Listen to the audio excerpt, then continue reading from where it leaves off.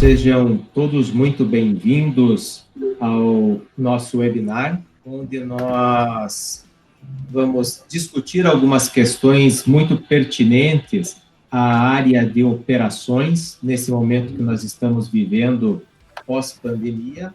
E esse evento que a gente está promovendo hoje para vocês é um evento que nasceu de um trabalho conjunto das áreas de graduação em engenharias da FAI e de pós-graduação em áreas de operações, processos e qualidade dentro da instituição. E nós optamos por trazer alguns profissionais para trabalhar conosco nessa noite de hoje e provocar um pouco de discussão, de debate em relação ao que está sendo feito efetivamente em algumas indústrias de ponta, algumas indústrias de referência no mercado, e que podem ser extremamente úteis para a realidade de cada um de vocês.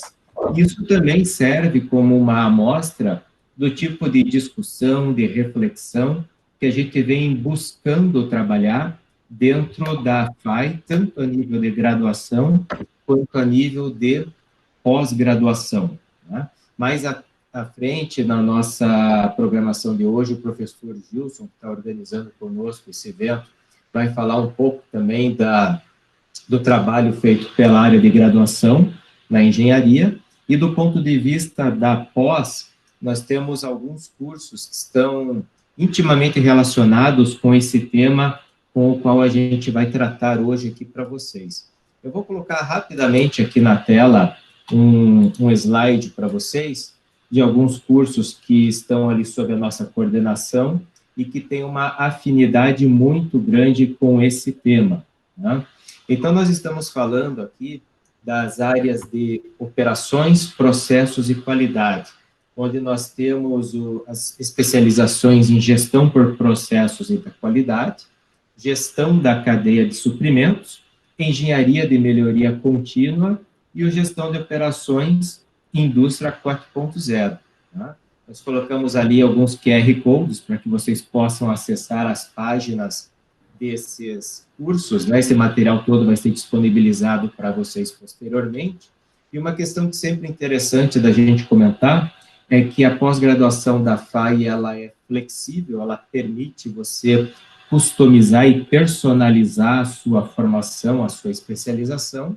E agora, em todos os cursos, nós temos também a possibilidade dos nossos alunos obterem uma certificação adicional dentro da pós-graduação, que é com a sua formação em Six Sigma Black Belt, cuja primeira turma já terá início agora no segundo semestre, no mês de agosto. Tá? Então, esse material vai ficar depois disponibilizado para vocês, mas vocês podem acessar isso tranquilamente no site da FAI também. Tá?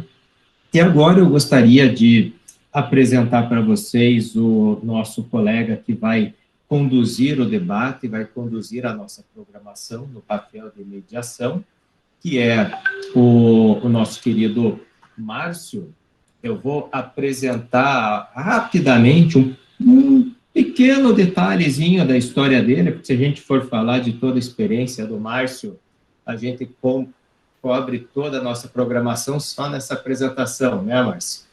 Então, pessoal, o Márcio, que vai trabalhar aqui como nosso mediador, ele tem formação em engenharia mecânica e especialização em engenharia de segurança do trabalho, gestão empresarial, gestão da qualidade e da produtividade. É um profissional que atua na área automotiva já há mais de 40 anos, tá? Com experiências profissionais em empresas como a Volkswagen, a Renault do Brasil, a Nissan. Ele também é professor universitário já há mais de 20 anos, onde ele teve a oportunidade de desenvolver o primeiro curso de pós na área de qualidade aqui no Brasil, né? E ele tem experiência como professor, instrutor e conferencista no Brasil e também no exterior, passando por Alemanha, Argentina, França, México e outros países. Ele também tem uma atuação muito importante como presidente do Instituto da Qualidade Automotiva por cerca de 15 anos, e ele é membro fundador da Academia Brasileira da Qualidade, a ABQ. E, atualmente, o Márcio também é vice-presidente do IDESP, Instituto para o Desenvolvimento da Experiência. Então, Márcio, seja muito bem-vindo e eu passo a palavra para você que você possa conduzir esse webinar conosco. Obrigado, Ivanquio. Boa noite a todos. É um prazer estar aqui mais uma vez no evento promovido pela FAI, dessa vez eletronicamente. É uma experiência bastante interessante para mim. E eu gostaria de pontuar aqui que o nosso ambiente aqui é o ambiente automotivo hoje, né? Nós vamos estar no ambiente automotivo, dentro de uma área que o Brasil é um dos líderes mundiais. Nós tínhamos aí até bem pouco tempo de 6ª a 8ª indústria do mundo e de 5º a 8º mercado automobilístico do mundo, quer dizer, somos extremamente tradicionais. Na área automotiva, nós não somos emergentes, né, como são chineses ou indianos. Na área automotiva, nós já somos bastante maduros. O Brasil já monta veículos desde 1925, não sei se sabiam disso, e aí com nacionalização desde os anos 60. Uma indústria já bastante tradicional, bastante madura, que inclusive conseguiu até, e em que poucos países não tradicionais conseguiram projetar veículos aqui no nosso país, uma obra da nossa engenharia nacional ao longo desses anos todos. São muitos anos de indústria, desde que se pode dizer com nacionalização, a partir de 56, mas passou por várias crises, né?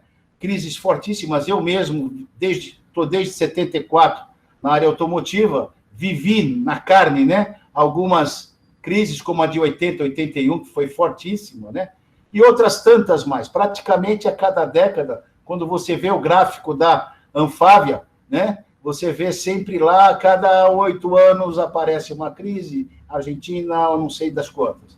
Mas agora temos uma pela frente que é mundial, que as outras eram ou setorizadas, ou só nacionais, ou porque a Argentina aqui quebrou, coisa desse tipo. Agora não. Agora estamos diante de um cenário bastante difícil, e não é só para a indústria automobilística, para todo mundo e para todos, não precisa ficar dizendo mais isso, mas para a indústria automobilística é um cenário especialmente mais difícil. Primeiro, pelo tipo de bem que ela produz, né? E depois a cadeia toda que ela envolve, né? E depois também porque nós vamos ficar mais pobres, o mundo vai ficar mais pobre, e o automóvel é um bem caro. A gente sabe muito bem que o automóvel é o segundo bem que qualquer família compra na sua vida, depois de uma propriedade. E, às vezes, nem isso, como na Europa, eles nem, às vezes, contemplam a propriedade como o primeiro bem durável na vida. Então, dentro desse cenário, eu queria só lembrar que, quando a gente fala de setor automotivo, o setor automotivo tem concepção, tem produção, né? Produzir, e depois tem comercializar e dar assistência ao produto. Essas três áreas estão sofrendo e vão sofrer bastante. O nosso intuito aqui hoje, né, onde nós vamos ter aqui dois cabeças, né, de produção de duas montadoras extremamente importantes no Brasil, e vamos ter um doutor, mestre e coordenador de curso de engenharia, de mestrado em engenharia de produção da Universidade Paulista, São Paulo. Então, nós vamos ter hoje a chance de ver como que nós podemos, o que se está fazendo nesse momento de prático e o que nos apresenta aí pela frente. Se a gente for ver concepção, terrível, né? Concepção não vai ser o nosso objeto hoje aqui, mas só entendendo que o produto com certeza vai ficar mais caro, dado a dólar, dado as condições que nós temos, que nós vamos abordar aqui de produção, o produto vai ficar mais caro, o deslocamento da necessidade e exigência do cliente vai acontecer, quer dizer, quem comprava um carro de um tipo vai comprar um carro talvez de um tipo, vamos dizer, menor, a exigência dele numa gama menor vai ser maior, então é um desafio para as engenharias daqui para frente, né? É uma situação, porque você muda praticamente toda a cadeia, né, de concepção. Para a engenharia nacional, bastante difícil, que já vinha na última década, nos últimos 5 anos em crise, né? Ou seja, para engenharia, para concepção nacional, sobreviver bastante difícil, talvez isso também fique difícil, mas eu acho que concepção merece um tema enorme para a gente fazer numa outra webinar, né? Como é que fica a engenharia nacional, a concepção, o projeto, né? Agora, e a parte, vamos falar da parte da ponta, comercialização também, vai ter que ter muita mudança. Será que as grandes concessionárias conseguirão sobreviver da forma como elas trabalham? Talvez não. Será que as oficinas não têm que ser, talvez, pequenos ateliês, como já no passado aconteceu? Não sei. Isto tudo vai ter que passar por uma mudança e é um impacto enorme e um impacto econômico muito grande em todo o mundo. Que o automóvel é alguma coisa que exerce fascínio acima de tudo, mas ele é, acima de tudo, um bem de consumo necessário e principalmente num país das dimensões como o nosso. Vamos agora voltar à nossa parte, né? Aonde nós vamos hoje concentrar dentro desse contexto, que é produzir.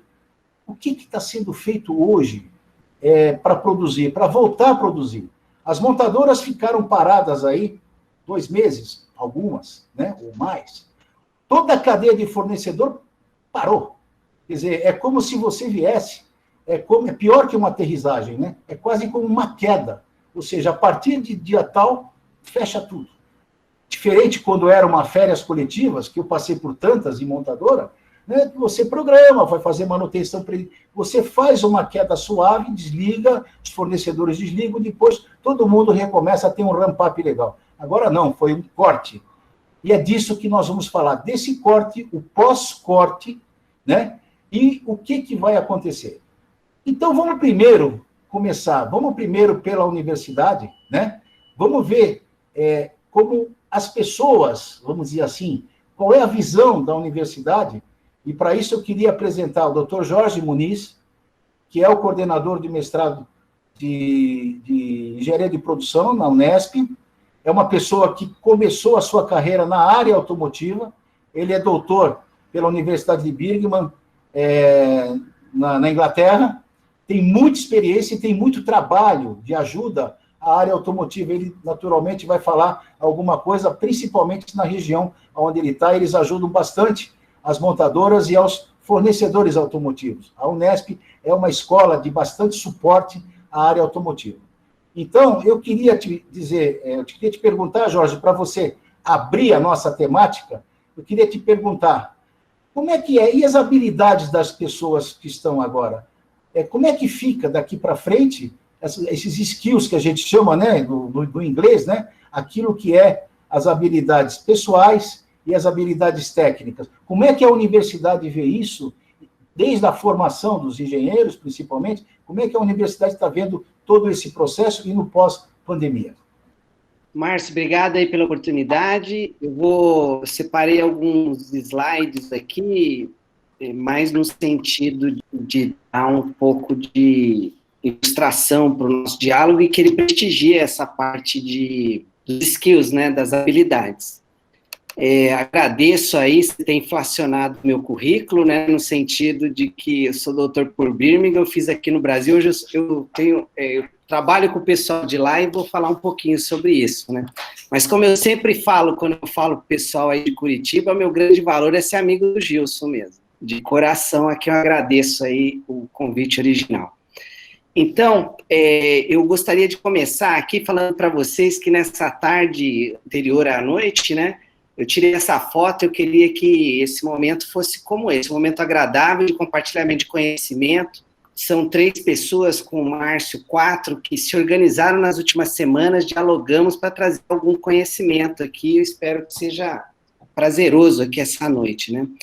Então, eu dividi o meu speech aqui em 3 partes, né, como a academia vê o tema complexidade, o que é importante, e aí sim, as habilidades pessoais e técnicas, acho que tem boas notícias aqui, e algo que eu considero relativamente novo aí, que a universidade tem tratado, né.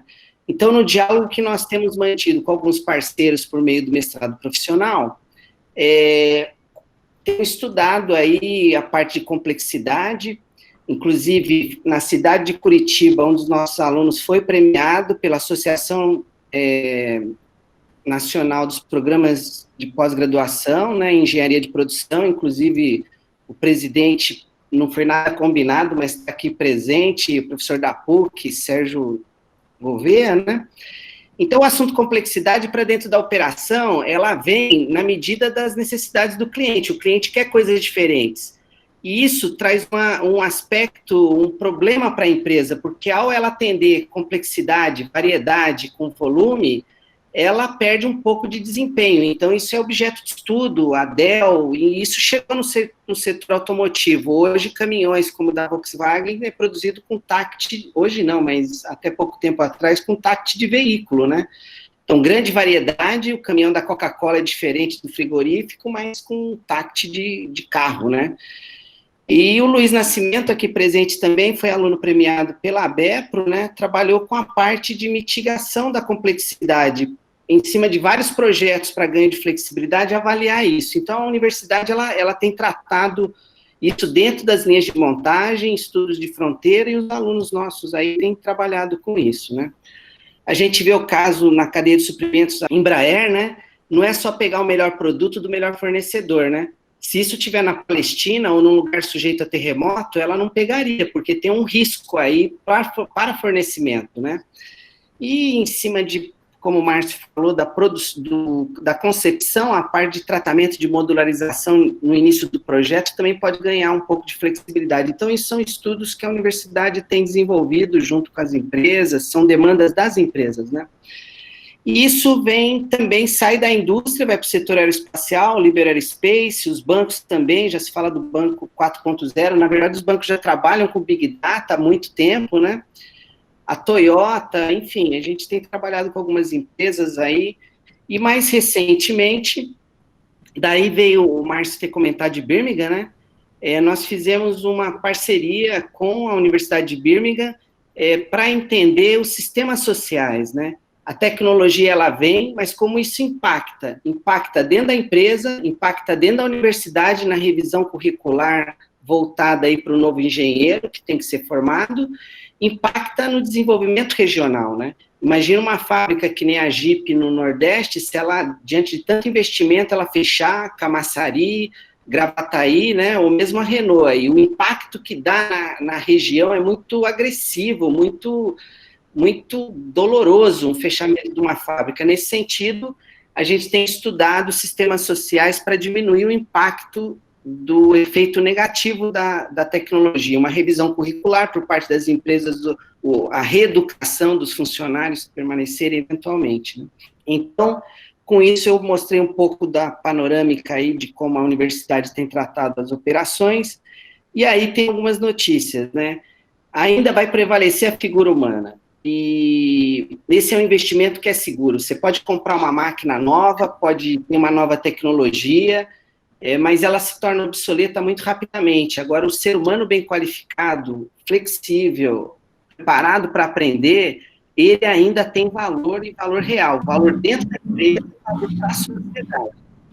Então, nós temos feito um estudo comparativo, aí o Luiz Nascimento lidera essa linha, né, comparando os principais documentos ao redor do mundo sobre manufatura avançada, né, manufatura do futuro, onde a Alemanha usa o termo de indústria 4.0, o Brasil adotou esse termo também.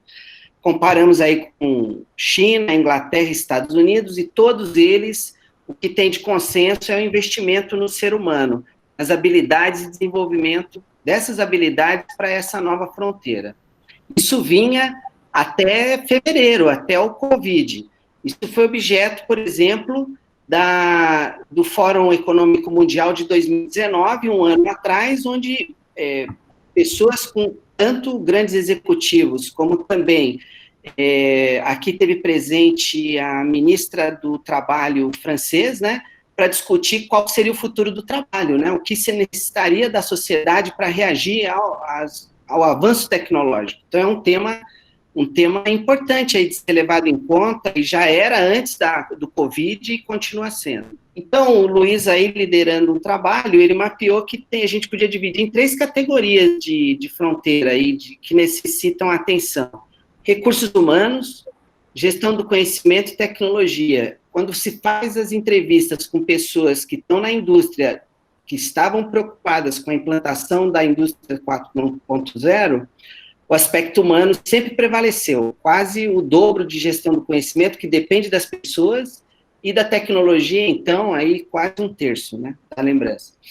E quem viu o Roda Viva, o Harari, aí, que ficou famoso pelo Sapiens, né, ele fala que a tecnologia ela é importante, ela está premente, mas ela está se defasando rapidamente, né? Quando a sociedade se propõe com uma nova tecnologia, ela supera facilmente, né? E eu venho de uma geração que trabalhou com cartão perfurado, né? Tenho 52 anos, aqui 30 de formado. Bom, o trabalho que o Luiz desenvolveu aí, liderou junto a uma empresa representativa automotiva, no sentido de vários processos, né? Então, nós temos aí, por parte da tecnologia, robôs colaborativos, Big Data, radiofrequência, tudo isso, como eu falei, pode ser que daqui a pouco caia por terra aí no ano seguinte, né? Pode ser uma tecnologia fácil de ser dominada, né? Agora, por outro lado, a boa notícia é que também os skills, os soft skills, as habilidades pessoais, elas são conhecidas, mas é como o pensamento enxuto, né? Ele é fácil de entender, mas você tem que um exercício diário de manter isso vivo, né? Então, habilidades como reagir a mudanças, né? Trabalhar com inovações disruptivas e o papel da liderança para isso, né? Nós aprendemos a comprar máquina, implantar, fazer launching, e aí você lidar com uma tecnologia tão agressiva, quer dizer, coisa até que você não toca, o software fala mais do que o hardware, né? A parte de compartilhamento do conhecimento em ambientes inovativos e sustentáveis, né? Uma tomada de decisão e solução de problemas complexos, ou seja, tem técnicas que vão além do voto, tem técnicas como a HP, a lógica fuzzy, hoje mais elegantes para tomada de decisão entre especialistas de várias áreas, né? Eu quero dizer, por exemplo, compras às vezes prevalece por comprar barato e a produção pode perder com isso se o produto não vir com a qualidade. Então, como consensar? Então, tem técnicas interessantes aí que a gente tem trabalhado, né?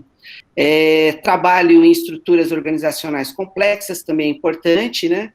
Relação interpessoal, aí para todo mundo que está casado há mais de 5 anos, sabe como é importante lidar aí com o relacionamento interpessoal, né? Trabalhar sob pressão e a convivência pacífica aí entre os novos, vão chegar engenheiros novos com um grau de sofisticação tecnológica para trabalhar com gestores experientes, por outro lado, que não dominam essas tecnologias. Então, também é um skill que vai ser importante aí o tratamento de gerações, né? Quem tem filho adolescente vai se dar bem aqui nessa fase. E o que a gente, aqui nos encaminhamentos finais, coloca como novo, né? Então, uma parte importante aí do nosso estudo, o Márcio sempre traz algumas provocações aí, vai comentar algumas delas, mas é a cultura, né? Eu lidar com o trabalhador no Sul, Sudeste e Nordeste tem características distintas. E, ao trazer tecnologia de fora, nós também vamos conviver com isso. Então, aí na SAI vai ter uma apresentação de um trabalho sobre as diferenças entre o operário brasileiro e o chinês, como um protocolo para a gente depois expandir para o europeu e americano para ajudar nessa pesquisa, né? Porque o Brasil ele vai comprar tecnologia, seja da China, da Europa ou dos Estados Unidos. Nós também aí estamos, eu vi aí, Rui Lima, acho que são 5 horas de diferença de Portugal para cá, está participando aí, agradeço a presença. Nós estamos desenvolvendo aí uma pesquisa, vai ser aplicada para a FAPESP, com a UFSCar, a Unesp, a Universidade do Minho, que são diretrizes para o mestrado profissional em engenharia de produção 4.0, ou seja, o que vai ser importante para a formação de um bom executivo para lidar com a indústria 4.0 e também como desdobramento o processo de educação dos professores para esse novo cenário, esse novo currículo, né? Isso alinhado com as novas diretrizes da engenharia e uma parceria internacional, a experiência da Universidade do Minho, muito importante para a gente, tem trabalhado com a Ásia e Rússia e a gente acabou fazendo uma aliança aí que está esperando aí na parte de aplicação desse projeto. Um outro estudo que nós estamos desenvolvendo, fica aí o convite para o pessoal da FAI, o pessoal do Sul participar, que é a perspectiva da indústria 4.0 no desenvolvimento regional, os impactos que vão ter, né? Como mitigar os problemas. Para isso, a gente está com a Universidade Federal de Campina Grande, Nordeste, aí, por causa da Ford, Mahindra e Jeep e outras, né? A Universidade de Birmingham, a URCA, Universidade Regional do Cariri, e a Unesp, né? Então, o que eu tinha a apresentar aqui, como última palavra, também que eu considero novo, são as iniciativas das associações, né? Então, se eu perguntasse para cada um, lembra de alguém que se deu bem na sua empresa, né? Na sua turma de formado, né? Então, na turma do Quinalha, o pessoal vai lembrar dele, né? Vice-presidente da Renault, a turma do Márcio, aí, do Marcos, que formou, acho que, na FEI, né? De Faculdade Tradicional do Grande ABC, né? Todas as pessoas que a gente tem como fortes, assim, que eu lembro, pelo menos, eles são grandes funcionários de grandes empresas. E o CREA identificou que a gente precisava era gerar mais empreendedor, né? Gerar pessoas que na engenharia trabalhassem com a tecnologia e pudessem gerar negócios. Então, ela procurou a Unesp e a Univesp para um piloto, depois esse piloto ele vai expandir com o USP e Unicamp para São Paulo e para o país numa terceira onda. A onda hoje do piloto já está rodando com 1.400 pessoas, então um curso EAD, com as avaliações nesse momento estão à distância, mas iam ser presenciais, né? Então é uma iniciativa que veio da sociedade para dentro da universidade. E então, Márcio, eu retorno a palavra com você com a mensagem aí de que as pessoas são o coração do negócio e o negócio é o coração da sociedade, né?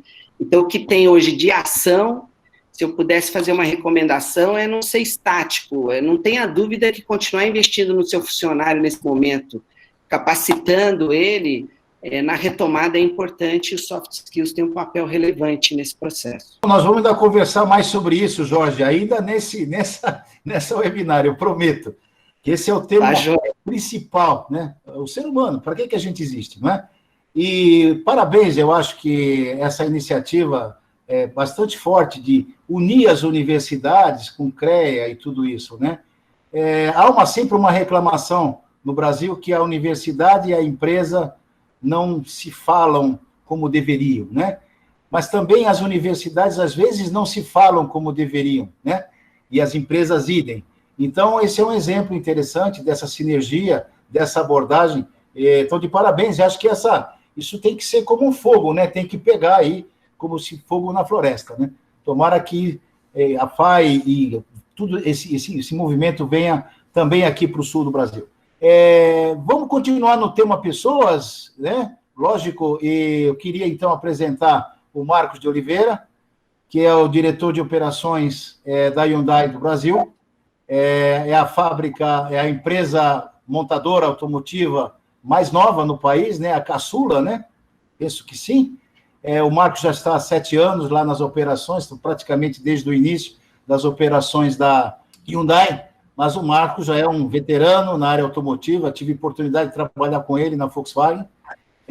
Depois, o Marcos teve a chance de ajudar ele a montar a fábrica de Curitiba, aí do ladinho de vocês, e também depois ele foi para a Itália, ajudou a montar a fábrica de Cassino, ou seja, uma pessoa bastante importante, e talvez um dos jovens brasileiros, jovens talentos, em nível de diretoria de uma montadora. Isso a gente fica muito feliz de ver, já que trabalhamos juntos há bastante tempo atrás, lado a lado. Então, Marcos, eu queria te provocar para você, como é que vocês estão recebendo os vossos funcionários nessa retomada da Hyundai? O que vocês estão fazendo por eles? Né? Como é que a Hyundai está vendo essa retomada em todos os sentidos, começando pelos funcionários, e como é que tudo isso está começando a marchar nesse último mês, né, que praticamente retomou, né? Primeiramente, boa noite a todos, boa noite, Márcio. Queria agradecer a oportunidade a participar com vocês, né, a FAI, e ao convite do professor Gilson e o professor Alexandre Ivanquil. Muito obrigado, realmente é um prazer estar aqui com vocês. O que a Hyundai hoje tem feito pelos funcionários, né? nós estamos começando um novo momento. Então, como você colocou, algumas fábricas estão há bastante tempo paradas, nós ficamos no total, com férias e as paradas que a gente planejou, 53 dias. A gente já voltou com um turno de trabalho exatamente para experimentar tudo aquilo que a gente planejou. Mas eu queria ressaltar os vetores que estão balizando as decisões que nós estamos tomando hoje, né? Nós estamos falando hoje de um episódio mundial, que é o coronavírus, né, que é a Covid-19. Esse é um vetor que tem que balizar qualquer decisão que a gente vai tomar no meio industrial. Nós estamos falando hoje do vetor legislação, porque nós precisamos obedecer à legislação, entender exatamente o que está acontecendo, né? Nós estamos falando também do vetor segurança, né? Como que é hoje a segurança que a gente vai institucionalizar dentro da companhia, porque você estava preocupado com a segurança do funcionário em manusear um equipamento, né? E agora você tem um risco biológico, você não conhece esse risco. Então, hoje a gente tem tudo isso para poder tomar as decisões. E aí a gente depara com as competências e habilidades profissionais que o professor Jorge comentou agora. Ou seja, como é que a gente vai decidir o que nós vamos implementar na organização para receber os funcionários nesse novo mundo, nesse novo posto de trabalho, sabendo que existe esse risco biológico. Então, nós na Hyundai nos preparamos dentro de um protocolo sanitário, onde todos esses vetores foram considerados, né? Ciência, legislação, todo o ambiente, para que a gente pudesse recebê-los. Então, esse protocolo sanitário na Hyundai hoje começa já dentro do ônibus, quando a gente vai buscar os funcionários no fretado, né? Nós adquirimos um software médico para poder fazer a medição de temperatura do funcionário. A gente colocou uma definição de como nós vamos trabalhar dentro do restaurante, como o funcionário vai se servir, como que ele vai lidar na área de time. Então, a gente preparou vários aspectos para que esse profissional possa trabalhar tranquilamente. Foi fornecido máscaras, a fábrica, a gente forneceu máscaras para esses funcionários, para que ele possa trocar diariamente, ele faça a higienização na máscara, conforme determina a própria legislação. Esses protocolos foram todos bastante estudados e muito discutidos. E aí, as questões que o professor levantou, né, muito forte, como a gente vai trabalhar em time, como nós vamos decidir e executar isso. Nós não podemos, em hipótese alguma, errar, né? Não podemos pensar que algum funcionário pode se contaminar dentro do nosso ambiente de trabalho, como que nós vamos manter esse distanciamento. Então, esse ambiente que nós vivemos hoje, ele está muito complexo, é um ambiente totalmente novo para todos nós, e cabe a nós fazermos esse processo de decisão. Então, todos os nossos gerentes são desafiados diariamente para que a gente aperfeiçoe esse processo, né? Que a gente esteja à frente da legislação, a gente esteja à frente da ciência, entendendo tudo o que está acontecendo e tomando as ações. É muito claro esse contexto das características pessoais, né? Como é que você hoje, como o professor Jorge mencionou, os soft skills, como é que elas aparecem, né? Você imagina gerentes tomando decisões para que os funcionários venham trabalhar, para que o posto de trabalho dele seja higienizado, qual vai ser a frequência, o que ele precisa ter no posto de trabalho para que ele trabalhe, além de higienizar as ferramentas. Então, esse protocolo, ele inclusive define algumas ferramentas específicas para cada funcionário, onde a cada 2 horas a gente vai trocar essas ferramentas para que ele possa fazer uma rotação de posto de trabalho e todas as ferramentas higienizadas. Então, a gente está sendo desafiado a todo momento. Assim que eu terminar aqui a nossa conversa, eu já passo para vocês alguns vídeos para que vocês possam ter ideia de como está funcionando isso dentro da Hyundai, como o funcionário chega na companhia, né? Esse protocolo, ele inclui, por exemplo, que 10% de todos os funcionários que entram na organização passem por uma triagem médica, ou seja, o software já determina quais funcionários vão passar por essa triagem e conversar com o médico. Aí o médico vai estar conversando com ele, perguntando se ele teve contato com alguém contaminado, se teve algum sintoma. Tudo isso hoje é explorado e a gente tem tido sucesso. O feedback, né, dos funcionários a respeito de todas as ações que a gente tomou tem sido bastante satisfatório.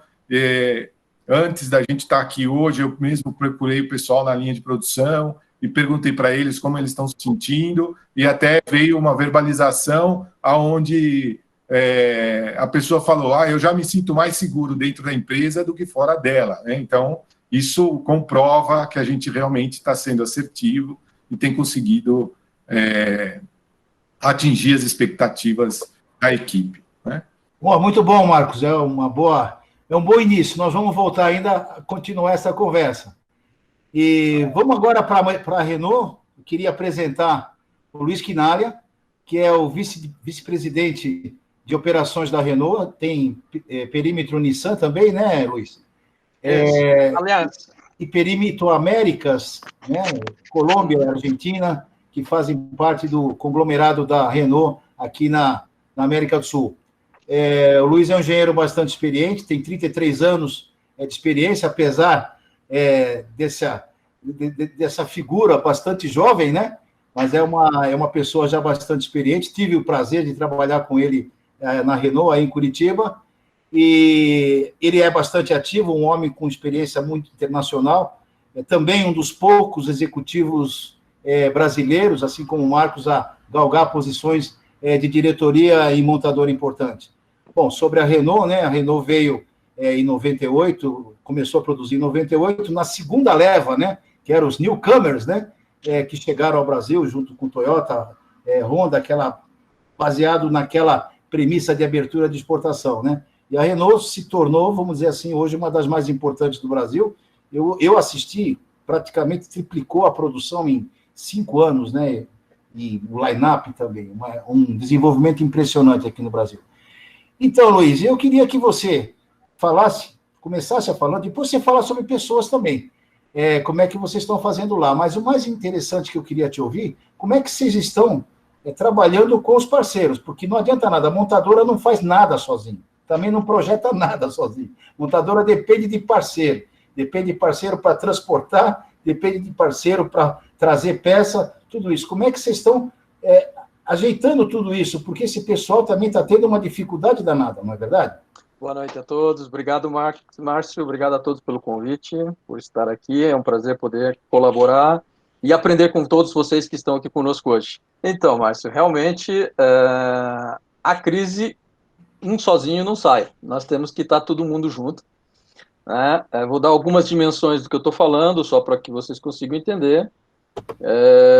Aqui, que a gente chama do complexo Ayrton Senna, nós temos 4 fábricas, são mais de 10 mil referências que entram todos os dias, 250 carretas, 35 containers, mais ou menos. Só para dar uma ordem de grandeza do que nós estamos falando, vetores internacionais de aprovisionamento, com 21 semanas, 14, 15, e locais com alguns dias ou horas de aprovisionamento. Então, tudo isso tem que ser gerenciado para poder conseguir vencer essa crise. Então, a crise, na verdade, ela começou, para quem tem essa grande rede internacional, em fevereiro, basicamente, quando os países asiáticos foram afetados pela crise. E um hábito da empresa é ter crise de células de crise internacionais, do quais eu fiz parte, para você poder gerenciar toda a cadeia de aprovisionamento, fornecedores, né? Então, nós já estamos nessa gerenciamento internacional desde fevereiro. Por coincidência, aparou essa célula esta semana, porque os nossos vetores internacionais já saíram da crise, né? Nós agora estamos no ápice dela, então agora nós estamos só no gerenciamento local. Mas, além de tudo que o Marcos também falou e que a gente também está fazendo, a gente também trabalha com todos os stakeholders, né? Ou seja, todos os nossos fornecedores. E vamos dar uma ênfase aqui no Brasil, né? No do Brasil, vamos falar do Brasil. Então, também nós temos aqui, junto com meu colega de purchasing, o gerenciamento diário de como estão os nossos fornecedores parceiros, né? Alguns em dificuldades, sim, e nós estamos de uma certa forma, apoiando, ajudando nesse momento difícil. Ajudando em tudo que você possa imaginar, incluso financeiramente, quando é necessário, né, em termos de aportes, claro, tudo isso em termos de empréstimos e retorna depois em mercadorias. Mas chegar a casos, né, só para curiosidade de todos que estão aqui, a gente, por exemplo, o Marcos da Hyundai, e tem outros colegas de outras montadoras ou de montadoras, né, a gente briga muito na área comercial, no vetor que o Márcio explicou, que é lá na ponta. Mas no industrial, a gente se ajuda bastante, né? A gente tem fornecedores em comum, a gente tem desenvolvimentos em comum, é uma aliança por detrás. Então, existem alguns fornecedores que não são exclusivos Renault, não são exclusivos Nissan, são de várias montadoras, e que nesse momento nós, montadoras, a gente se reúne para poder ajudar também esses fornecedores que estão passando por um momento mais difícil, mais perigoso nesse momento, mas que afeta a todos. Então, a gente tem que sair todos fortes no final dessa crise, né, e melhores para a próxima, porque de crise em crise a gente vai vivendo, como o próximo Márcio falou, viveu a crise de 1988, eu vivi a de 2008, e estamos vivendo mais essa, e não vai ser a última, né? Crise serve para fortalecer. Então, eu não sei se essa seria a minha resposta, né? Para terminar um pouquinho só no âmbito das pessoas, eu acho que é importante. Esses protocolos que o Marcos falou, eles são extremamente importantes. A Renault, a Nissan e todas as montadoras, na verdade, estão utilizando. Né? O nosso também ele respeita uma diretriz internacional. Né? A gente tem, sei lá, 26 fábricas só de carroceria e montagem mundo afora. E foi construído como? Foi construído com todos os stakeholders interessados na operação.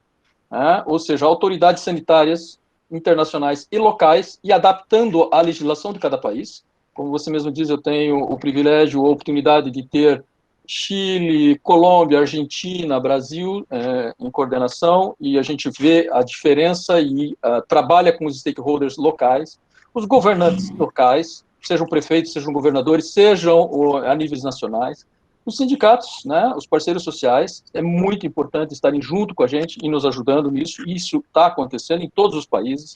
Os nossos próprios colaboradores, né, os experts internacionais dentro do assunto, na área de saúde, medicina e HSE.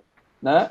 Então, é um protocolo mundial que a gente desdobrou em todas as plantas, em comum com todos os parceiros, aprovado por todos os parceiros, e que, como o Marcos também disse, a gente tem o privilégio também de dizer, as pessoas estão se sentindo muito seguras em vindo trabalhar dentro das nossas operações industriais. Então, realmente, o trabalho em equipe com os stakeholders é chave para poder passar a crise. Muito bom. Eu queria voltar agora um pouquinho para o Jorge, novamente. O Jorge falou nas habilidades, né? E vamos falar um pouquinho dos engenheiros, né? Já que nós estamos aqui no ambiente de promoção de uma grande faculdade, de uma grande escola de engenharia. Nós sabemos aí que, recentemente, o governo federal soltou novas diretrizes para o ensino da engenharia, questão de um ano atrás, e essas diretrizes elencam algumas coisas, como preparar o engenheiro, por exemplo, para a indústria 4.0, por exemplo. Já coisas bem novas, ou seja, o MEC ouviu bastante a sociedade, ouviu bastante a indústria para soltar essas diretrizes. Contudo, a gente, recentemente, eu vi até num evento automotivo também, os engenheiros clamando um pouco pela dificuldade que eles, às vezes, têm de ter ferramentas gerenciais para lidar com as pessoas, né? O engenheiro é aquele que é formado para pau e resolver problemas, meio que sozinho. Nas diretrizes de engenharia, fala-se também alguma coisa sobre como comportamento e tudo isso. Eu queria que o Jorge colocasse um pouco dessa experiência e qual é o impacto dessa pandemia agora, o que muda no comportamento, o que é esperado mudar, ou se aquilo que está aí para as escolas de engenharia está de bom tamanho, quer dizer, está dentro daquilo que nós precisaremos no pós-pandemia, com todas essas mudanças que nós temos aí pela frente. Márcio, obrigado aí pela pergunta, né? Realmente, nas novas diretrizes, trazia uma parte de tecnologia, mas trazia muito forte nela o desenvolvimento das competências, né? Acho que todo mundo aqui que passou por um curso universitário, geralmente os dados São fornecidos dados e você usa uma equação, uma teoria e resolve um problema. E o mundo real ele é diferente. Buscar os dados, fazer um tratamento elegante deles, depois calcular fica fácil. Então, esse tipo de habilidade, como trabalhar em equipe, comunicação, desenvolvimento pessoal no sentido de autoaprendizado, está no bojo das novas diretrizes. Então, independente de que rumo tome, se a tecnologia é 4.0, 5.0, volta para 3.0, no país todo, todos os cursos, não é o nosso, não é o vosso, são todos, eles estão sendo desafiados, tem um prazo para isso, como se fosse uma nova norma, né? Um prazo de implantação de revisão curricular para desenvolvimento das competências dos estudantes, prevalecendo sobre os conteúdos, porque os conteúdos estão voláteis, né? Quando eu me formei, eu levei as apostilas, os livros, né? Aquilo durava um tempo, era um conhecimento. Hoje eu vou no YouTube, eu tenho uma explicação. Agora, a habilidade de conduzir uma reunião, de dialogar, de explicar um problema, isso aí é importante. Então, isso é forte e está vindo aí nos cursos. Lógico que está tendo um processo de discussão e esse processo de discussão da implantação foi freado diante desse novo contexto, mas dificilmente ele volta. Então, a formação das competências, o uso de técnicas de ensino, metodologias ativas de ensino, tornar o aprendizado mais na mão do estudante, o professor mais um tutor, isso daí não vai mudar, isso aí vai vir para breve. Isso aí eu sei que está na pauta da FAI, da PUC, do ITA, da Unicamp, está aqui na Unesp, isso é um fato.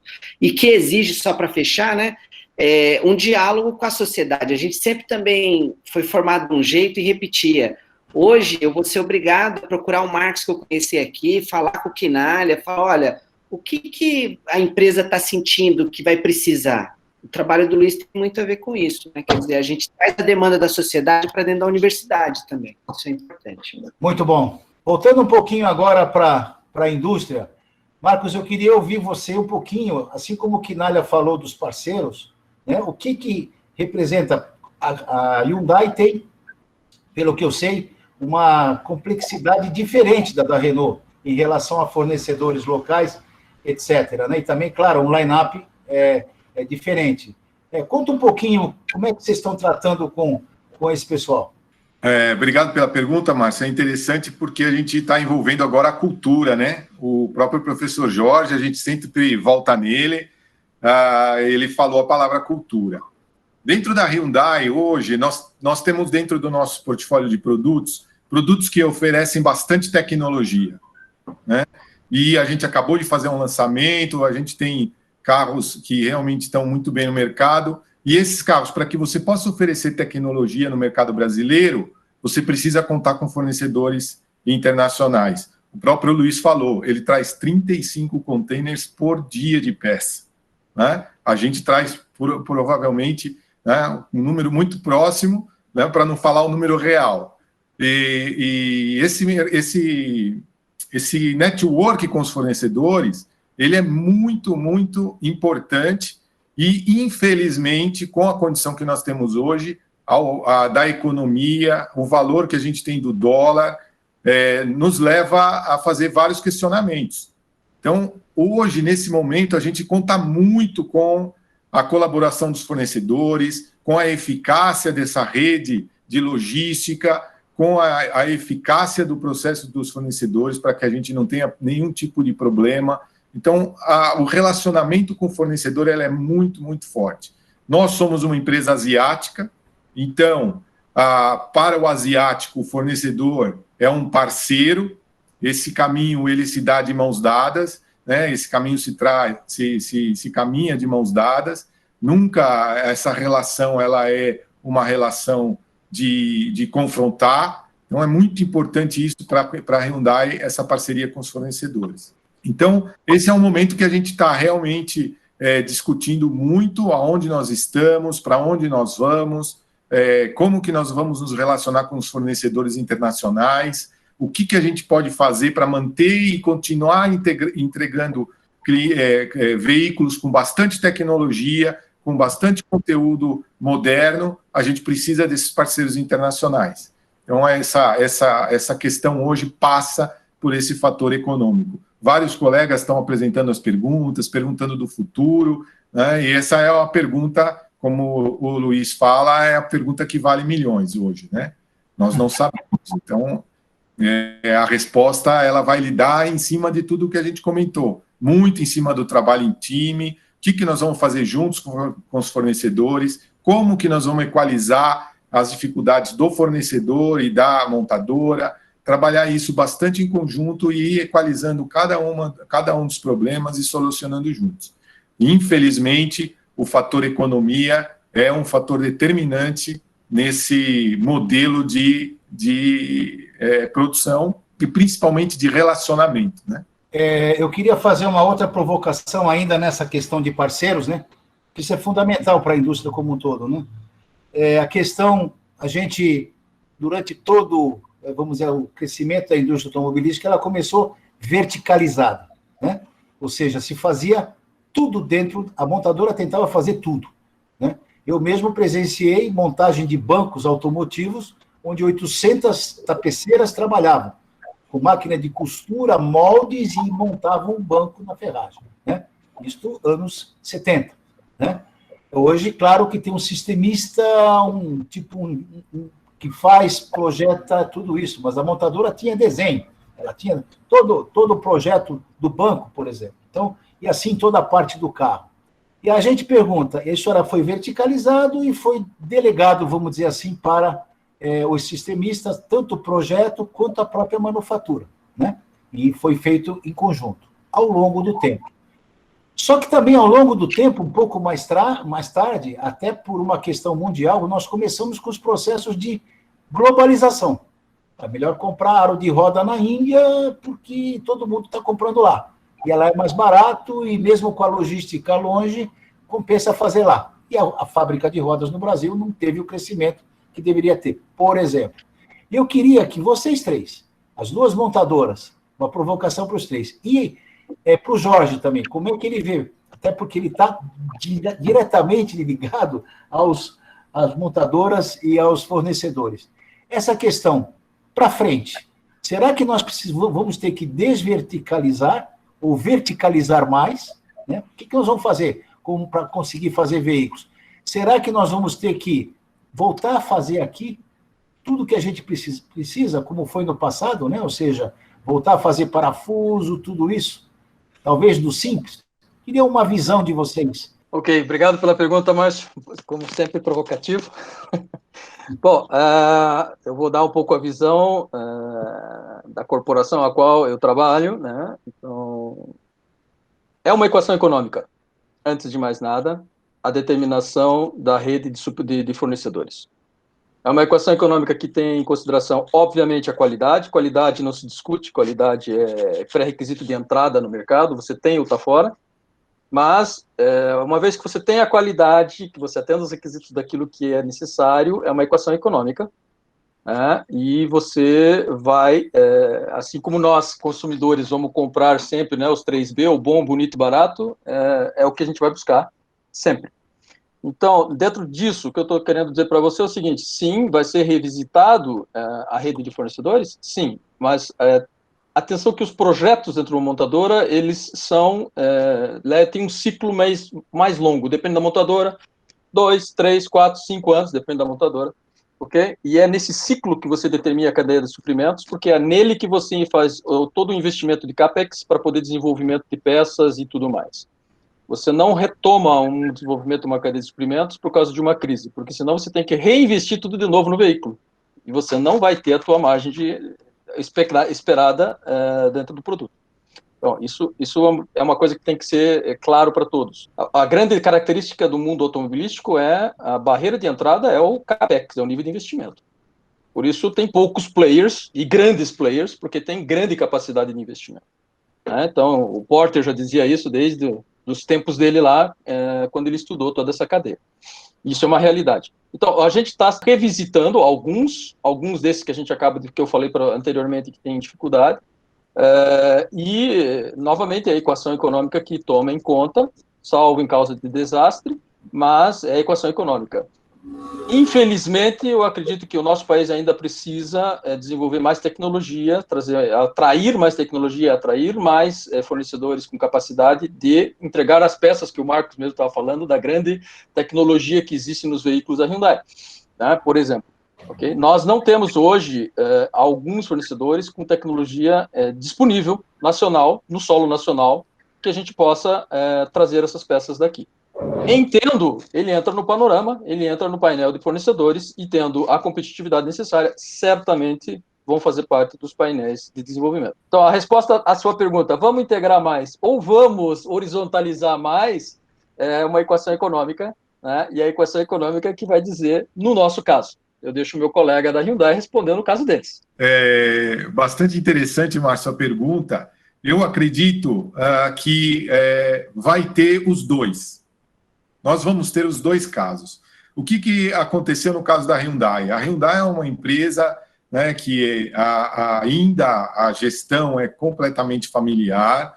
A Hyundai ela tem um dono, né? A Hyundai tem o filho do dono, então ela tem isso muito forte. A Hyundai tem também as empresas parceiras, que foram as empresas que nasceram quando ela foi tirando essa parte e tornando elas um fornecedor. Então, a gente tem hoje aqui em Piracicaba, né, a nossa fábrica. Ao lado da nossa fábrica, a gente tem a Hyundai Mobis, que é o nosso parceiro em injeção de plástico e para-choques, painel de instrumento, faz toda a montagem do painel de instrumentos, e ela também faz a montagem de eixos traseiros e dianteiros. Nós temos também a Hyundai Transys, que faz, além de transmissões, ela também faz os bancos dos veículos. A gente tem parceiros, a própria Hyundai, ela produz o aço, ou seja, nós exportamos o aço para a Coreia, ela faz as bobinas de aço e devolve para nós. A gente hoje também usa bobinas nacionais, mas também importadas. A gente tem os parceiros que são da Coreia, que são fornecedores globais, mas que são coreanos. Então, o que eu acredito nesse momento? Eu preciso da tecnologia porque eu quero trazer essa tecnologia para os meus clientes. Eu quero entregar um produto com tecnologia. Não é o momento de trazer esse fornecedor para o Brasil agora. Nós estamos exatamente naquele binômio. Crise gera oportunidade. Não é a oportunidade de trazer esse fornecedor que produz com tecnologia, que faz sistemas bastante modernos, e que esse fornecedor depois possa estar desenvolvendo até outros parceiros. O Luiz frisou muito bem. Nós, na indústria, nós somos muito parceiros, né? Fornecedores fornecem para a Hyundai, fornecem para a Renault. Então, por que não é o momento de trazer um fornecedor e ele se estabelecer no Brasil, exatamente no momento que a gente tem um dólar que não favorece uma importação, e aí esse fornecedor buscar parceiros dentro do Brasil? Nós temos exemplos dos fornecedores que chegaram com nós em 2012, 2011, que hoje fornecem outras montadoras e sobrevivem muito bem, esses fornecedores coreanos que são globais. O próprio Luiz recebe peça de Piracicaba, no fornecedor aqui ao lado da Hyundai. Então, isso é o momento. Então, eu acho que nós vamos ter os dois, sim. Pode ser que a gente traga alguma peça para fazer internamente, mas pode ser que também algum fornecedor de fora venha para o Brasil para fazer do lado da fábrica e criar um mercado. É o que agora entra aquele vetor que eu falei para vocês, legislação. Né? Será que a nossa legislação, alguns colegas estão perguntando bastante de outros países que fizeram incentivos, não é a hora do país ter um incentivo para que a gente receba investimentos externos para a indústria automobilística, para outras indústrias? Nós, como gestores, estamos sendo desafiados a pensar diferente. Né? Então, a provocação que o Luiz está fazendo, o Márcio, o próprio Jorge, é exatamente com que a gente faça os nossos ouvintes pensar diferente. Estamos sendo provocados para que a gente saia aí de uma situação completamente nova, com soluções novas, com propostas novas. Então, eu diria para você que eu arriscaria que vão ter os dois. Que ótimo. Queria ouvir agora o Jorge. Como é que você vê essa questão, verticalização, globalização, daqui para frente? O Márcio, quando você falou do negócio que nasce na concepção, produção, vai para a ponta de vendas, né? Eu acho que foi bem explorado aqui a sobrevivência do negócio no sentido do core business e ele se gerar, né? Se manter vivo aí, né? Nos custos, aí o que ele comentou, né? Eu queria dar um encaminhamento, assim, o que me permite a liberdade intelectual, né? Assim, na universidade a gente pensa, às vezes os pensamentos podem não gerar resultados, mas alguns geram, né? E se eu tenho visto aí, visto, assim, reportagens da Liber que mudou algumas linhas para ajudar nessa época do Covid e produzir uns produtos lá de máscara, enfim. A Maxion aqui, também da região de Cruzeiro, um processo semelhante, né? Me parece que a gente está um momento muito complicado do ponto de vista de deter know-how, né? Assim, me parece um esforço muito grande de deterioração de desenvolvimento no país mesmo.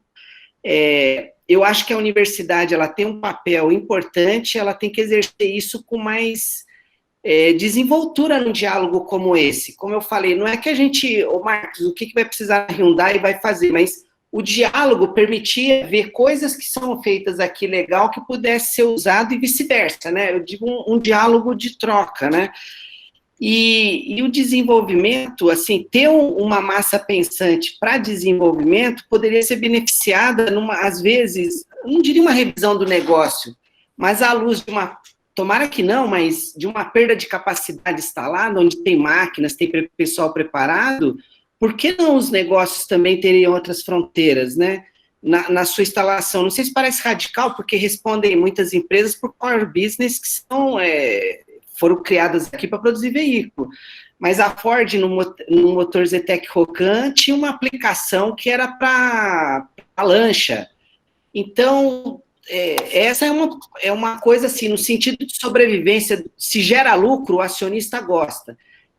O que eu estou dizendo não é desviar do negócio principal, mas acho que a gente, uma busca de soluções originais que dialogassem com a universidade, assim eu coloco nesse papel, porque estou aqui dentro, né? Mas também num sentido, às vezes, de não só, me parece, a tecnologia do futuro, ela está sendo explorada totalmente na indústria automotiva? Provavelmente sim, porque é uma indústria de fronteira e tem capilaridade em toda uma cadeia longa. Mas poderia trazer, talvez, uma nova política industrial que está precisando para o país, né? E esperar que o governo vai fazer isso, seja qualquer governo, de esquerda, direita, ou agora ou antes, eu acho que está precisando de uma mobilização grande nossa aí, viu? Momento... Outros países estão fazendo isso, né? Eu acho que está precisando da gente também, então, como provocação, eu deixo isso aqui. Realmente, uma política industrial é fundamental. A gente tem que lembrar que a indústria automobilística começou forte com o decreto do GEA, Grupo Executivo da Indústria Automobilística, em 1956, governo do Juscelino Kubitschek, que, na época, previu que, em 10 anos, o carro teria que ter 85% de nacionalização, em peso, não em peso tecnológico, em peso mesmo quilograma, né? Quer dizer, isso saiu, isso aconteceu. Em 66, os carros que estavam montados aqui tinham, realmente, em peso, tinham 85% nacionais. Foi uma política, como tivemos outras durante o caminho. Talvez essa foi a que deu o grande arranque, né? Para nós termos uma manufatura brasileira na área automotiva. Realmente precisa. Bom, nós temos várias perguntas aí que tem aos montes aqui de perguntas. Eu até acho que nós não vamos conseguir esgotar pelo tempo que a gente tem, nós temos talvez mais meia hora, né, Gilson e Vanto, né? Mas poderíamos avançar em algumas perguntas aqui. Eu me lanço aqui na pergunta da Adriane Brito, se vocês concordam em responder, que ela coloca assim: nas empresas dos convidados, como é que foi o cenário de demissões? A gente falou só flores, né? Do pessoal que está chegando. E a MP do governo foi utilizada, aquela que baixa os salários de 25%? E outros países, como foi a participação do governo? Ela coloca aqui. Como é que foi essa parte aí, Perdemos muita gente, usamos o protocolo, seguramos empregos, como é que foi? Posso começar? Tranquilo. Adriane, obrigado pela pergunta, muito bem colocada, né, desafiadora. No momento eu posso responder tranquilamente, não houve demissões, nós não temos planos para fazer demissões. A gente sabe que o mercado caiu bastante, a expectativa é que a gente tenha uma redução aí de 30% a 40% do volume de produção. Não sei se você sabe, Adriane, mas a gente estava planejando produzir 3 milhões de veículos no país. 3 milhões de veículos, a gente deve produzir 1.600.000 carros. É triste falar isso para você, mas nós vamos produzir 1.600.000, todas as montadoras juntas. Claro, nós usamos sim. Num primeiro momento, a gente usou as férias, já usamos as férias que nós tínhamos planejado no meio do ano, e logo em seguida a gente estabeleceu e está utilizando a medida provisória que foi editada pelo governo. Nossos funcionários estão ficando de layoff. Uma equipe do primeiro turno vai totalizar 45 dias em casa, a equipe do segundo e terceiro turno vão totalizar esse final de mês 60 dias em casa, inclusive pessoal de escritório, todo mundo, e a princípio, utilizando esse recurso da medida, a gente não deve fazer demissões. Esse é um cenário que a gente tem agora. A expectativa que a Anfávia tem da gente produzir no ano que vem um pouquinho mais do que 1.600.000, a gente deve chegar em 2 milhões, 2.300.000, não sabemos ainda o novo número. Então, a gente precisa dessa equipe que a gente tem, a gente acredita nos profissionais que estão trabalhando com a gente quer mantê-los. Então, eu vou falar Brasil, não vou falar os outros países, que acho que a pergunta se adereça ao Brasil. Adriane, se eu estiver equivocado, você me corrige, mas também fizemos recurso a todas as férias, então as pessoas saíram no primeiro momento em férias. A diferença é que nós estamos em 3 turnos, então todo mundo saiu em férias, todos, incluso a estrutura. Uma vez esgotado esse recurso, assim, nós estamos utilizando a medida do governo para proteger os empregos e garantir a atividade.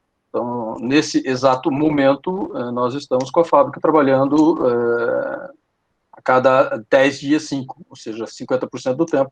Os outros 50% do tempo está na medida provisória para poder enfrentar esse momento difícil, assim como o Marcos falou. Então, sim, uma medida sábia, uma medida que está ajudando bastante o segmento e que está protegendo a todos nesse momento difícil de crise.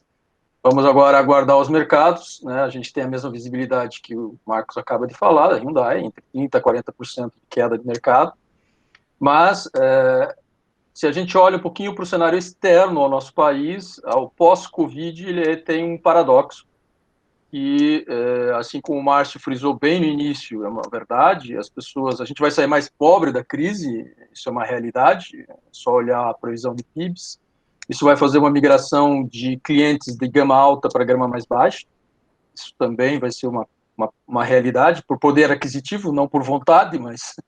Né? Mas também a necessidade da mobilidade individual está crescendo, porque existe uma certa preocupação na mobilidade coletiva, e todos aqueles que conseguem se dar a esse privilégio de ter uma mobilidade individual também estão agora fazendo esse investimento pessoal. Então, o mercado é uma incógnita, como disse o Marcos, né? Nós gostaríamos de ter a resposta, ela vale milhões de dólares nesse momento, mas a gente não tem. Então, a gente tem que ir caminhando um passo na frente do outro, e nesse momento, sim, a medida é uma medida muito sábia, que está ajudando a todos nós, da área industrial, não só automobilística, mas todos, inclusive os nossos fornecedores, a passarem pelo momento difícil. E eu queria pegar mais uma pergunta que está bem dentro dessa, quase que se emenda nesse assunto, pergunta do Roberto Belotti, e o futuro do carro elétrico em nosso país será adiado frente à recessão econômica que estamos passando, e vamos passar por algum tempo? Eu queria começar pelo Jorge, uma visão ampla, né? As duas montadoras têm projetos elétricos, né? Mas eu queria também ouvir o Jorge nessa situação. Será que vamos ser afetados? Todo mundo já tem carro elétrico, o Brasil até já está atrasado por várias razões, vamos dizer assim, de falta talvez até de incentivo governamental no passado, né? No passado recente, é verdade, foi dado só incentivo ao programa do álcool, né? por parte do governo, nada para o carro elétrico, e, claro, a reação do mercado foi pífia, vamos dizer assim, do mercado, quer dizer, das montadoras em botar, vamos dizer assim, tutano em tudo isso. Mas agora, daqui para frente, com esse baque, é o que o Belotti aí está perguntando. Eu vou começar, então.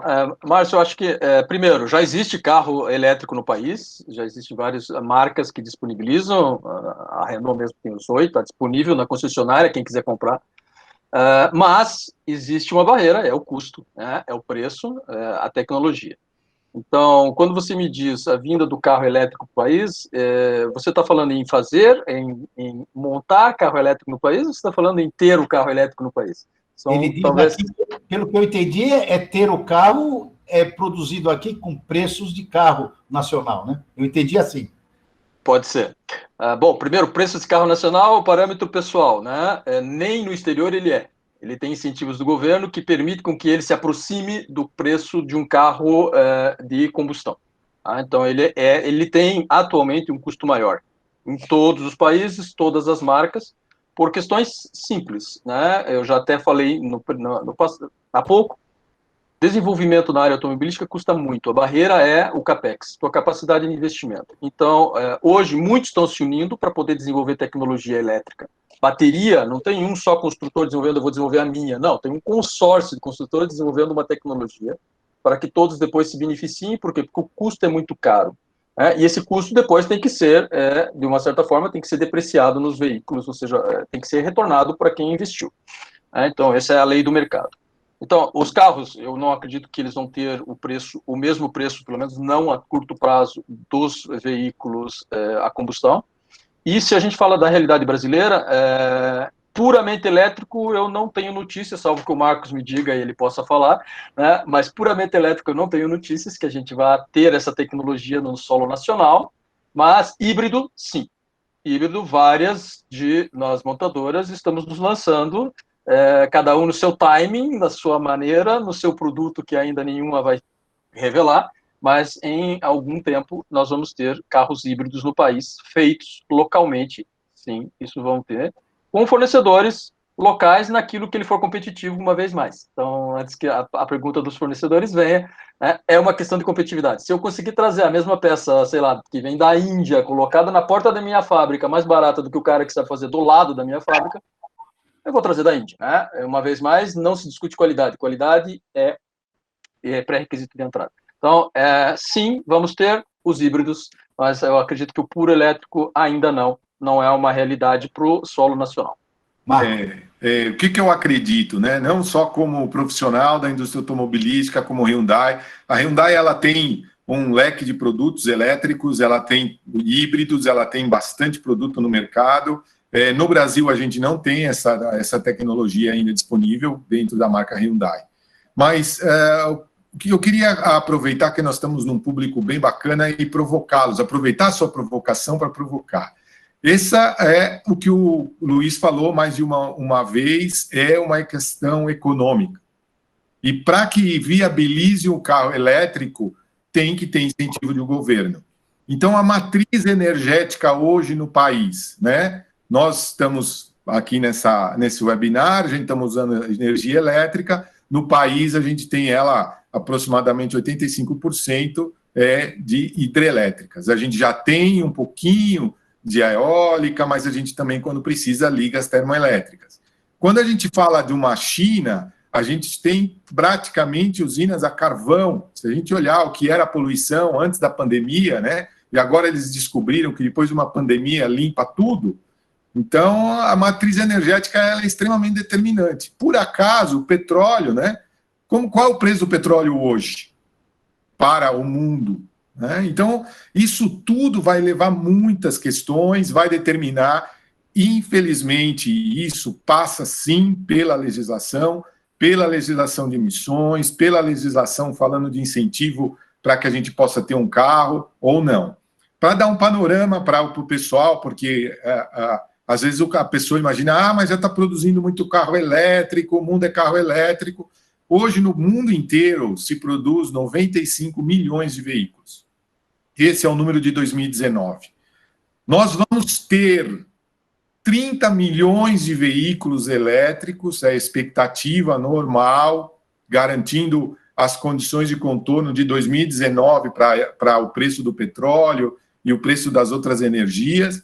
A gente vai ter 30 milhões de veículos daqui pelo menos 10 a 12, 15 anos.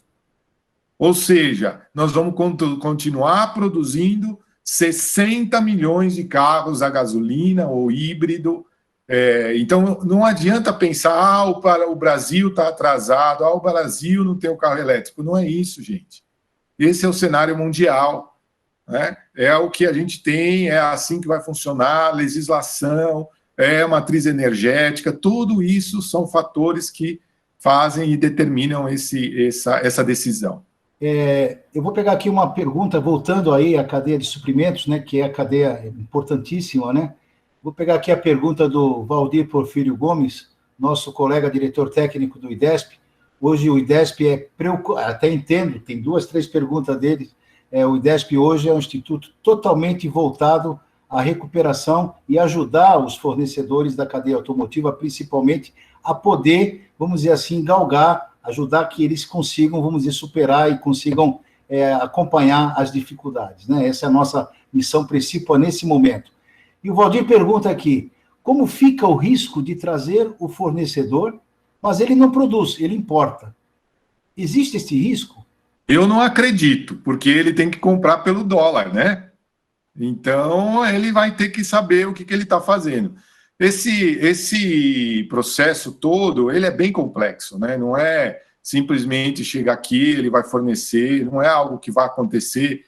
Quando a gente fala de indústria, né, a gente precisa entender que uma indústria, só para ela ser instalada, ela precisa de pelo menos de 12 a 20 meses. Né? São instalações industriais extremamente grandes, complexas, que não são, são investimentos que precisam ter uma maturidade de pelo menos 10, 15 anos. Né? Não é algo que é assim, feito e a pessoa chega aqui e vai falar que vai importar, ninguém vai tomar uma decisão desse sentido. O próprio Luiz frisou bastante o trabalho em equipe, quando vai ser decidido, ninguém abre mão de qualidade, nenhuma montadora, não é? Isso hoje é requisito básico, né? Então, ninguém faz isso. Não, eu acredito que ninguém faria uma loucura dessa. Muito bom. Eu peguei aqui uma pergunta do Daniel, mas tem outras parecidas, né? Aqui ele coloca, eu vou ler a pergunta dele para todos, Marcos e Luiz, parabéns pela abertura e participação conosco. Na Alemanha existe um plano de auxílio à sociedade, em especial à indústria, de 750 bilhões de euros. Isto é muito importante para estar pronto para a retomada. Na França também tem, e assim por diante.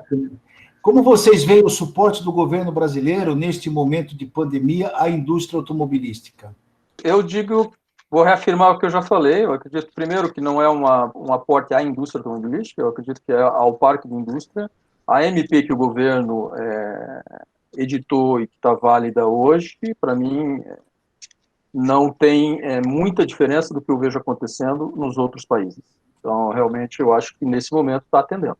Quando a gente fala de ações do governo, legislação é o balizador de qualquer coisa. Nós temos equipes por todo o governo pensando em legislação, pensando de como criar as leis, de como normalizar as coisas, para que a gente possa ter, por exemplo, produtos de qualidade, produtos que não poluem, isso tudo é feito. Legislação para que uma criança brinque com um brinquedo e não engula uma peça. Então, passa por tudo isso, passa por legislação. E a gente tem que reconhecer que o país vem se desenvolvendo bastante nesse sentido. Né? Então, a legislação que o governo editou não foi para a indústria automobilística. O Luiz frisou bastante, ela é uma legislação que defende o emprego. Essa é a principal preocupação do governo. Então, ela foi, eu diria para vocês, muito bem elaborada, com certeza o governo, nesse momento, consegue manter isso como ele planejou, né? Ele tem toda uma estratégia por trás disso, e ela está sendo muito, muito, muito importante. Nós, da Hyundai, estamos usando e aplicando essa lei na empresa, vários industriais estão fazendo isso, o próprio Luiz comentou, a Renault está fazendo, aplicando a lei, Então, ela é uma lei que vai estar beneficiando e está ajudando bastante toda a economia nesse momento, sem dúvida alguma, mantendo principalmente os empregos. Existem outras ajudas que possam ser legisladas, né? Como que nós vamos agora criar novos movimentos? Como que uma lei pode criar movimento para a economia? Como que a lei pode criar uma nova legislação? Isso tudo está sendo pensado e, com certeza, o governo tem profissionais competentes para chegar numa boa solução. Eu fiquei muito impressionado com o que o Marcos falou sobre ele monitora por dia 10% de uma população ali. Então, eu vou sair da lei e vou colocar o seguinte, quer dizer que a cada 10 dias, 2 semanas de trabalho, ele rastreou a população dele toda, e o Quinari falou que são procedimentos que estão sendo adotados pela indústria em geral. Ele garante hoje, do ponto de vista de risco, mais segurança do que o que a gente está ouvindo no Jornal Nacional, que está tirando os dados, né? Ou seja, está pensando global, mas agindo local. Então, eu acho que isso tem um papel significativo aí, porque o país não pode parar, mas eu não aprendi isso na escola, na gestão de produção, esse tipo de coisa. Então, eu acredito muito numa realimentação das leis à luz do que está rolando nas empresas, no senso de realidade mesmo, sabe? Enfim, é o que eu posso contribuir aí para essa pergunta, viu, Marcos? Bom, pessoal, nós temos ainda 5 minutos que a gente pode usar, e eu tenho a impressão que o debate está sendo bastante rico, e eu queria passar para os três, né?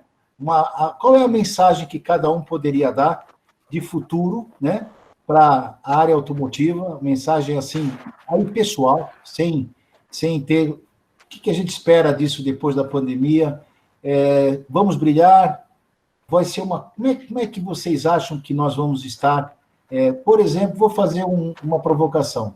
Daqui a 5 anos, aquela história de ver de cima da montanha, como é que vocês acham que a gente vai estar? Eu estou vendo aqui na minha tela, está você, o Marcos, o Ivan, o Gilson, o Valdir e está o Antônio Pendeza. Eu lembro dele de uma palestra aí na FAI, que ele foi ele trabalhou aí na Renault, em Via da Volks, abriu o próprio negócio, né?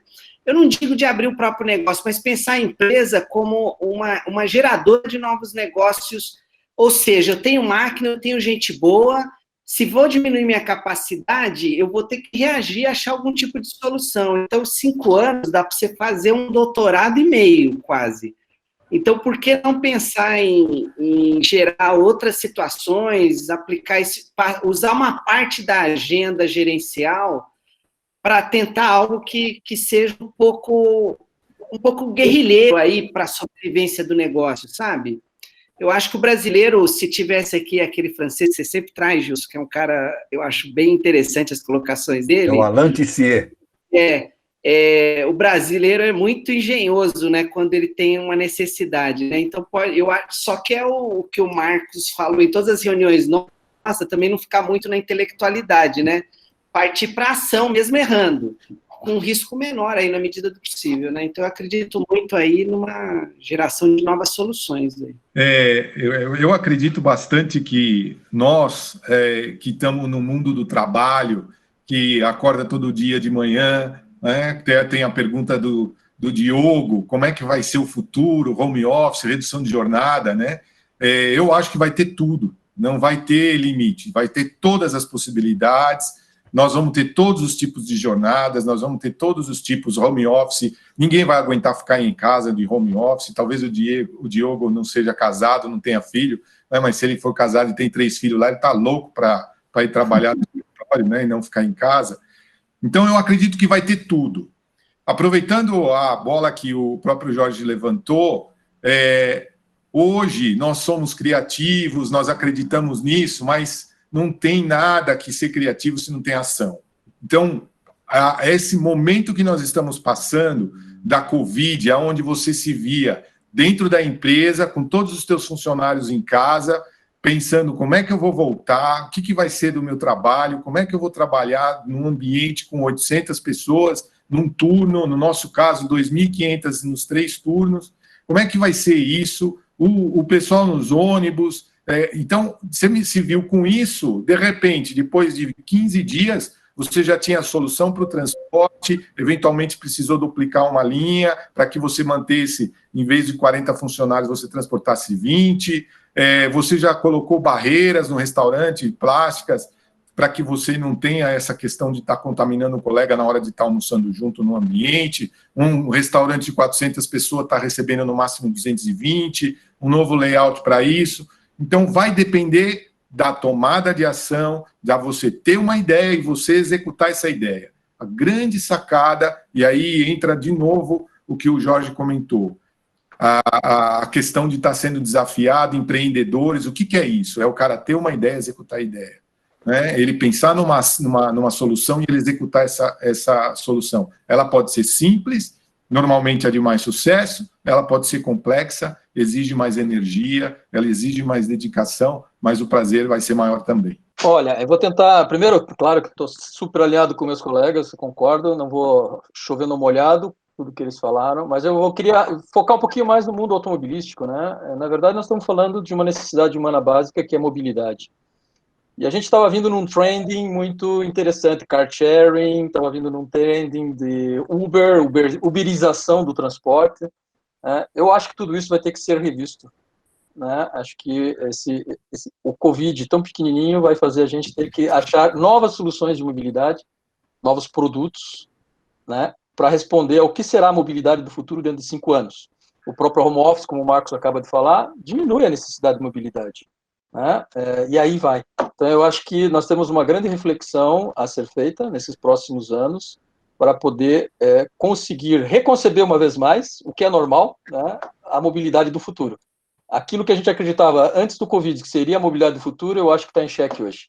Né? Acho que ninguém de nós aqui iria pegar, por exemplo, um veículo robô para poder se transportar, sabendo se tem ou não Covid dentro.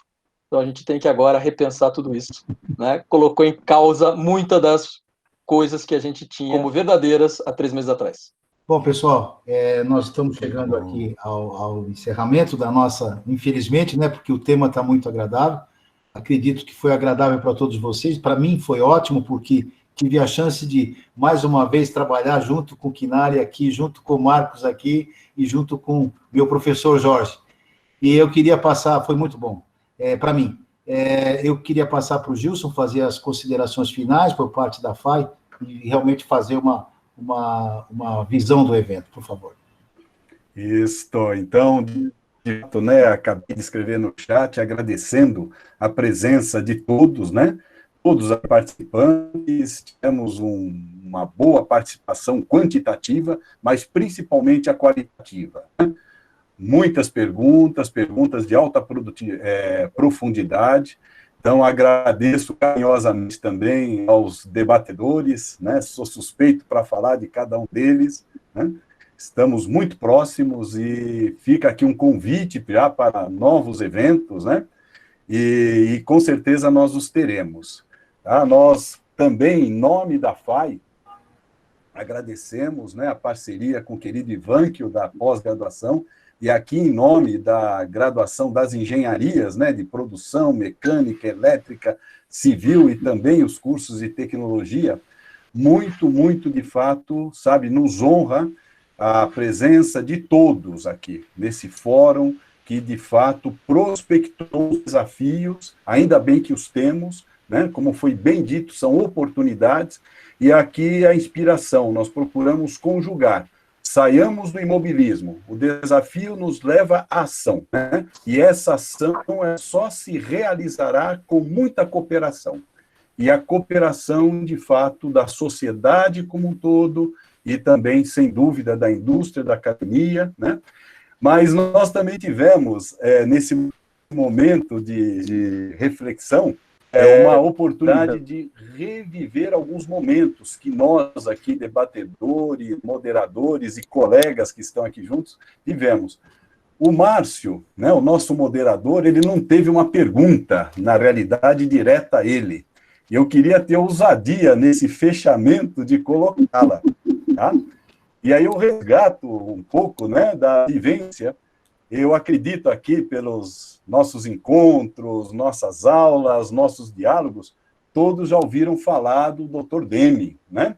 Então, célebre, reconhecido como pai da qualidade. Nós muito falamos sobre qualidade hoje, é o básico, né?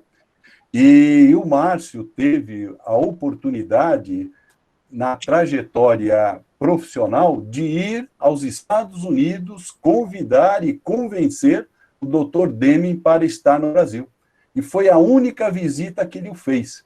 E ele sempre conta com muitos detalhes, e será tema de um outro webinar, eu não tenho dúvidas, né? E o Dr. Deming, com seus 14 princípios, provocando a revolução da administração pela qualidade. E hoje eu provoco o Márcio. Márcio, você que jantou com ele 4 vezes ao longo de uma semana, em ele hoje estando aqui ao nosso lado, dos 14 princípios, quais ou qual ele elegeria, tá, para nos inspirar nessa jornada de ação e cooperação para a superação? Então, 30 segundos, né? São 14 princípios. Quando ele veio ao Brasil, ele já tinha o 15º no bolso, mas ele não apresentou, porque ele morreu 1 ano e meio depois.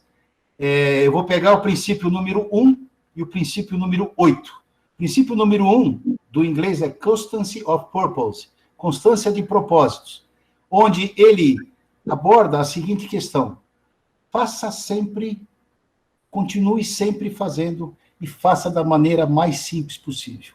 Tenha constância de propósito, não desista, não saia do caminho. E o outro, que é o 8º, é o Drive Out Fear, que é elimine o medo. Elimine o medo nas pessoas de quererem prestar um bom serviço, de quererem fazer um bom trabalho. Elimine as barreiras para que elas percam esse medo. Esses são 2 princípios que eu tenho certeza que, neste momento, dentro dos 14, que todos eles têm, vamos dizer assim, são muito atuais ainda, apesar de tudo, né? Eu acredito que ele usaria esses 2 aqui para a gente nesse momento. Muito obrigado, uma salva de palmas para todos os participantes, né? E até breve. Um abração aí e muito obrigado a todos.